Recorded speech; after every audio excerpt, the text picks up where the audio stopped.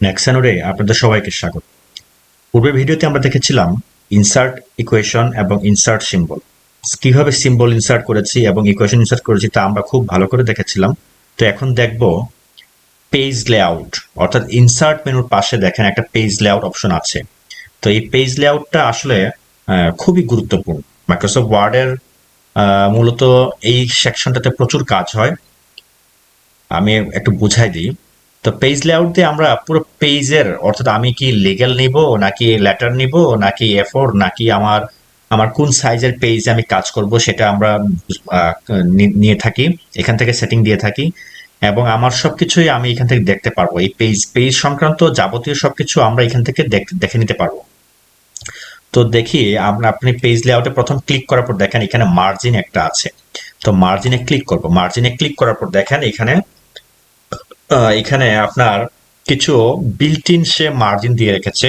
এই যে নর্মালটা হচ্ছে টপে 1 ইঞ্চি, লেফটে 1 ইঞ্চি, বটমে 1 ইঞ্চি, রাইটে 1 ইঞ্চি, অর্থাৎ চতুর্পাশে সে 1 ইঞ্চি করে জায়গা খালি রেখেছে, মার্জিন দিয়েছে আর কি। তো নেরো যেটা আছে, নেরোতে দেখেন 0.5 চতুর্পাশে 0.5 করে। এখানে মডারেটে উপরে হচ্ছে 1, বটমে 1 এবং লেফটে 0.75, রাইটে 0.75। ওয়াইডে আছে টপে 1, লেফটে 2 ইঞ্চি এবং বটমে 1, রাইটে 2 ইঞ্চি। তো এইভাবে আপনি আপনার চয়েস এখানে দেওয়া আছে। আমি যদি এখানে নর্মালটা ক্লিক করি, নর্মালটা এটা হচ্ছে নর্মাল শেপটা।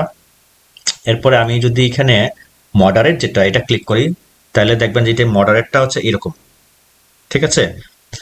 এরপরে আপনি যদি ওয়াইডে ক্লিক করি দেখেন একটু চেঞ্জ হয়ে গেছে, ঠিক আছে। আর আপনি যদি কাস্টম দিতে চান আপনার পছন্দ মতো, ধরেন আমি কাস্টমে ক্লিক করলাম, ক্লিক করার পর দেখেন এখানে মার্জিন আছে, মার্জিনের টপে 1 আছে, লেফটে 2 আছে। তো আমি লেফটে 2 না, আমি জাস্ট 1 রাখবো, ঠিক আছে। এরপরে বটমে যদি 1 আছে, রাইটে 2 আছে, আমি এখানেও 2 না, এখানে 1 রাখছি আমি। এরপর আমি জাস্ট ওকে করব, তাহলে দেখেন আমার এটা আগের মতো হয়ে গেছে, ঠিক আছে। আমার কাস্টম লেআউট হয়ে গেছে। এরপর আমি এখান থেকে ক্লিক করব, আবার কাস্টমে যাব, কাস্টমে গিয়ে দেখেন এখানে পেপার আছে। আমরা এখানে দেখলাম পোর্ট্রেটটা দেখলাম। এখন ল্যান্ডস্কেপ হলে এরকম ডান বামে বড় হবে, এরপরে উপর নিচে ছোট হবে আর কি। আর আমি যদি পেপার দেখি, পেপারে আমার লেটার আছে এখানে। আমি যদি লেটার না, আমার দরকার হচ্ছে লিগ্যালটার হচ্ছে সাইজটা অনেক বড় থাকে, 14 ইঞ্চি থাকে হাইট। তো আমি জাস্ট লিগ্যাল ক্লিক করে জাস্ট ওকে দিব। ওকে দিলে দেখেন এটা হচ্ছে 14 ইঞ্চি লিগ্যাল। তবে এটা ল্যান্ডস্কেপ সাইজে আছে।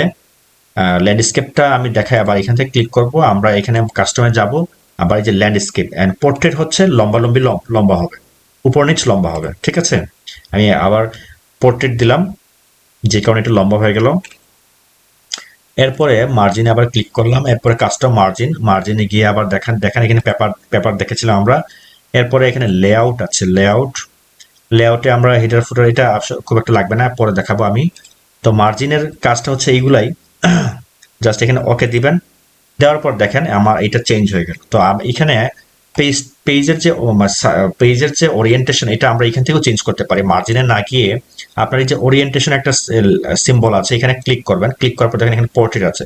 আমি যদি ল্যান্ডস্কেপ দেই, ডান বামে বড় হবে, ঠিক আছে। এই যে চেঞ্জ হয়ে গেল। তো আবার যদি আমি পোর্ট্রেট দেই, তাহলে দেখেন এখানে পোর্ট্রেট লম্বালম্বি বড় হচ্ছে, ঠিক আছে। এখান থেকে আবার সাইজ আছে। আমরা ওইখানে ভেতরে মার্জিনের ভেতরে যে সাইজগুলো দেখেছিলাম, আমরা এখান থেকেও সাইজ করতে পারি এবং নিতে পারি। আপনি আপনার পছন্দ মতো সাইজ এখান থেকে নিতে পারবেন।